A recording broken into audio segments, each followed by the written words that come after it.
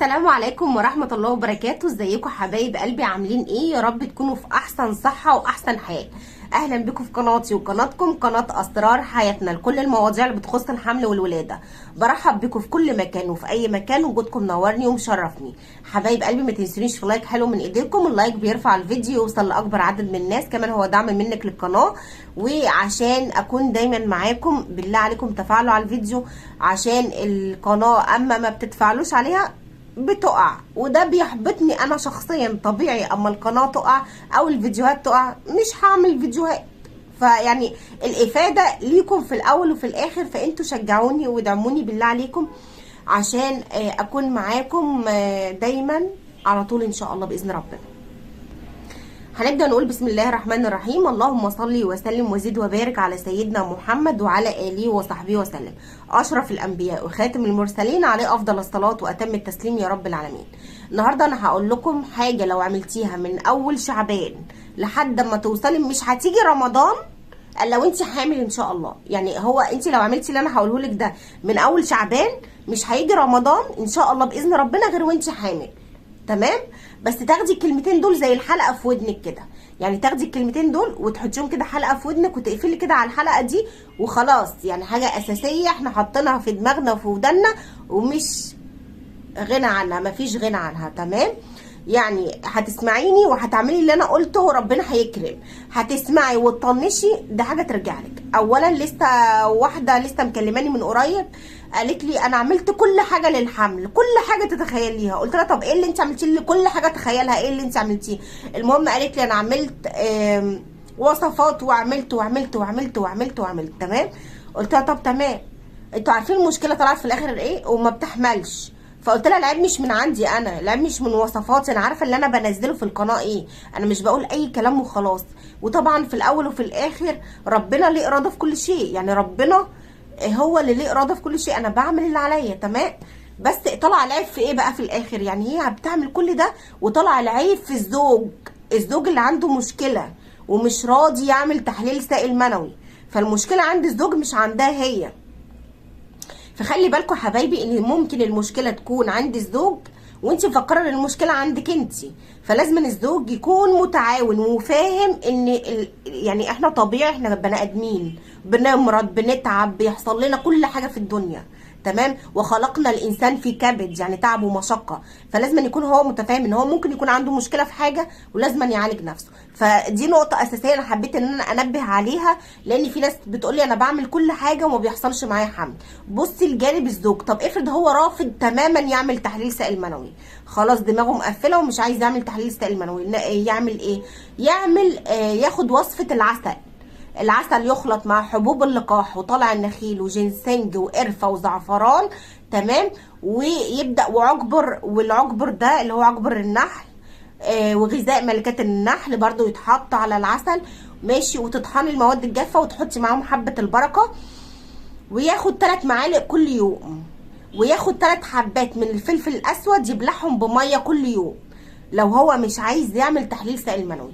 ودايما لو انت ما بيحصلش معاكي حمل بصي للجانب بتاع الزوج، يا اما عنده لزوجه، يا اما عنده قله في العدد، يا اما عنده ضعف في الحركه، عنده اكيد مشكله. تمام؟ طيب نيجي بقى للحاجات اللي انا اعملها عشان ربنا يكرمني بالحمل ان شاء الله باذن ربنا. اولا كده لو كل يوم قريتي سوره مريم، سوره مريم افضل سوره للحمل. طب هتقولي لي سوره مريم افضل سوره ازاي؟ اولا هي سوره مريم تعتبر السوره دي ان هي من افضل السور اللي بتساعد على الحمل.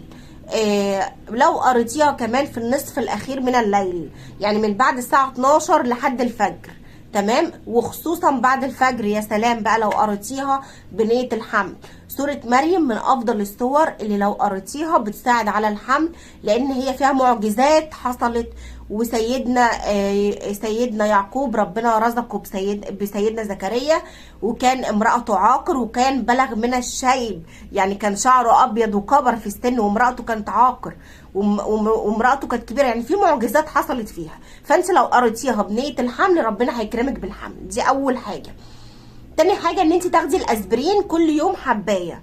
الاسبرين تاخديه كل يوم حبايه، بيساعد على الحمل بنسبة كبيرة جدا جدا جدا ان شاء الله باذن ربنا. طيب تالت حاجة تعمليها ان انت تاخدي القرفة على الريق. القرفة على الريق، لو عندك ضعف في مخزون المبيض، لو عندك ضعف في التبويض، لو عندك مشكلة في التبويض، هتساعد معاكي بنسبة كبيرة جدا جدا جدا على الحمل. فالقرفة او الدرسين لو خدتيه على الريق بيساعد على الحمل بنسبة كبيرة جدا. طيب الحاجه اللي بعد كده لو عملتيها هتساعدك على الحمل، ان انت تبداي تشربي مشروبات ساخنه في ايام التبويض وتنشط التبويض. في زي الحلبه كويسه جدا وجميله جدا، بس لو عندك هرمون الحليب مرتفع بلاشها. البردقوش، المرميه، القرنفل لو غليتيه في ميه وخدتيه، حبه البركه لو غليتيها في ميه وخدتيها تمام وخدتي الميه بتاعتها وشربتيها، الحاجات دي كلها بتساعد على الحمل وبتنشط معاكي التبويض بطريقه فوق ما تتخيلي. طيب نعمله ايه كمان او اخد ايه تاني؟ كل الحاجات دي هتعمليها قبل رمضان واسمعي مني. هتاخدي في انا كنت قايله على عشبه كف مريم برضو كمشروب او كاقراص.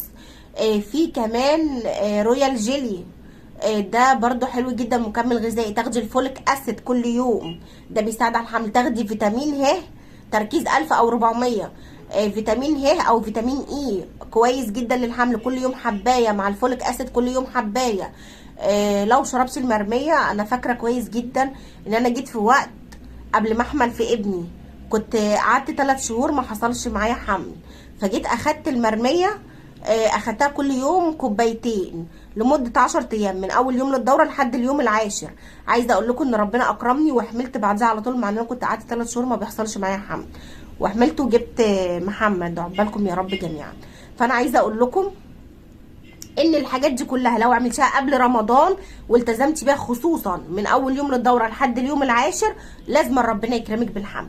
طبعا انا حابه اقول لكم برده حاجه مهمه، اي نوع مذيب للبلغم زي فوار استلساستين او اي نوع مذيب للبلغم خديه في يوم العلاقه نفسها، والزوج ياخده عشان يعمل لو في لزوجه في المهبل او في لزوجه في السائل المنوي، يفك اللزوجه دي فيحصل معاكي حمل، ولو في لزوجه عنده هو يفك اللزوجه دي، فان شاء الله يحصل معاكي حمل باذن رب العالمين.